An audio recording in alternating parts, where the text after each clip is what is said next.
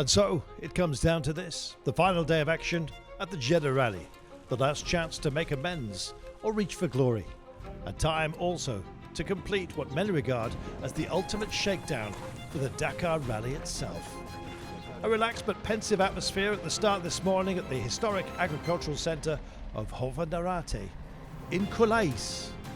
This is the Mecca province, so familiar to everyone who loves Rally Raid. And we do love Rally Raid a lot. Ahead of the field, a 109-kilometre racing special and a 22-kilometre dash after refuelling.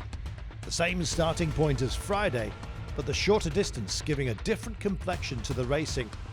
Time then to find our champions.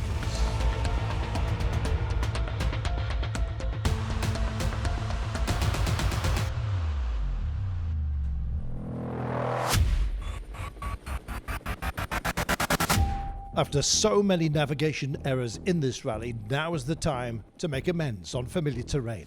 A chance of redemption with the opening section a mirror run of the day previous. Al-Ghaniam, a man on a mission but without pressure. With his main rival for the title, Martin Chalmers, out of contention, he said he could have ridden it in his sleep. A fine champion, fourth on the day and third for the rally. Very happy to take part in this championship. Every round has been great. I worked hard for all 4 rounds, and thank God we've made it here. Now the Dakar. Al Rayhani produced a fine late surge for a podium. Hopeful runner-up here in Jeddah. He was flying today, overtaking Al Ghaniam on the course, delighted to enjoy the terrain without troubles. Smooth and effective, he most certainly was. I had some brake problems out there, but despite this, we made it, and I finished second here.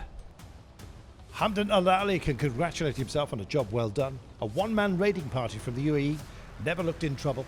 Today, he said he felt pressure after seeing other riders' troubles in Jeddah.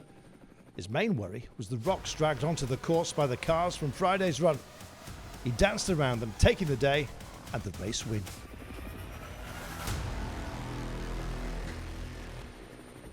Well, it's true that today was the same as yesterday, but more difficult because of the rocks that were out there. It made it very difficult. Al-Mughira had a nightmare the day prior, but found his rhythm this time. Fourth today, but his previous navigation errors counting it against him. He ended the rally fourth overall and must regret following the wrong tracks. It happens to the best of them. Al-Tawajiri, who was top quad, a fine, consistent run throughout, gave him victory here in Jeddah after his expected battle with number 101, Al-Khalifi. Fell to the ground on stones, you might say. It's an honour for me to be here, he says. It's my first year. It's a huge victory in this category. As for Al-Khalifi, he had a race to forget. Finished 13th overall after today missing a checkpoint stamp. That was because he had to cut the course just to get home. Knowing this would be a heavy penalty, he was determined just to finish the race, whatever the cost. Even the very best have troubles, and despite his run here, he is certainly one of the best. Limping in, he said, I had so many issues today. I was determined to make it to the end. All sorts of problems with my quad. Finally, we had to shortcut, but I just had to make it, and finally I am here. And finally, this is how it stacks up for the bikes. Al-Ali winning the rally by a margin of 12 minutes and 52.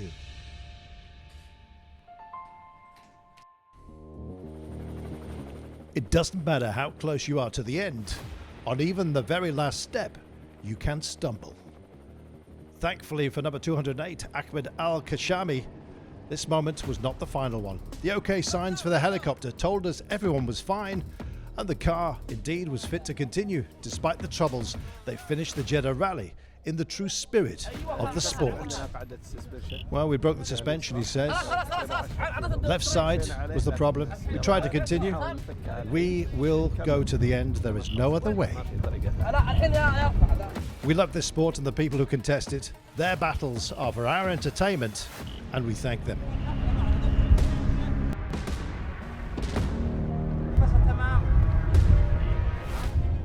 Winner of T4, Saeed Al Maouri, a drift racer previously, so familiar with loose surfaces you might say. He didn't go deep today as the title was in his head and now it's in his hands. A complete driver, he showed that here. Khaled Al Farahi, T1 Saudi champion, a class which is remarkably difficult to win. Being so busy, it's packed with talent. Team Saudi border guards can be proud. What a troubled start for Salah Al Saif. Only needing to finish to be crowned Saudi T3 champion, he suffered front suspension issues just before the final special. He began this Jeddah Rally 8 points down on Hamad Al Harbi, but Al Saif was safe. Fourth today, third overall. He takes the title. Consistent, you might say. Happy to be at the end. Well, thank God we arrived at the finish. We had some power steering problems, but thanks be to God, we arrived home safe. Dania Akhil wanted to use Rally Jeddah to gather more data before Dakar. Even if she's familiar with the terrain around her home city, there's always something new to discover. She described the day as beautiful. It was a nice run to third on the final day, giving her a top 5 position overall. Miroslav Zaplatal and his Ford have been consistently consistent. That's a good thing. He and co-driver Marek Sikora are long-time associates, and it shows on their rally skills. The only real challengers to Yassin Al-Raji here, producing another fine, quick and smooth run on board the Ford, giving them runners-up reward, and there's no shame in that at all. Yassin Al-Raji. 4 wins out of 4 in this championship is a remarkable achievement. It underlines the class of the man. We must call him Mr. 100%. He and Dirk von Zitzewitz have bonded brilliantly in the absence of the injured Michael Orr. So much so, it's going to give Al-Raji a headache choosing between them when they're both fit. Yep, sure, we are happy we win every race, and the most important, everybody safe in this championship this year. No any big crash or something for anybody. That's also very good, and thanks for organizer to make very great road and road book and everything going well. Fabulous race and a fabulous champion. Al-Raji dominating the winning margin over 27 minutes. Thank you, Jeddah. It was wonderful.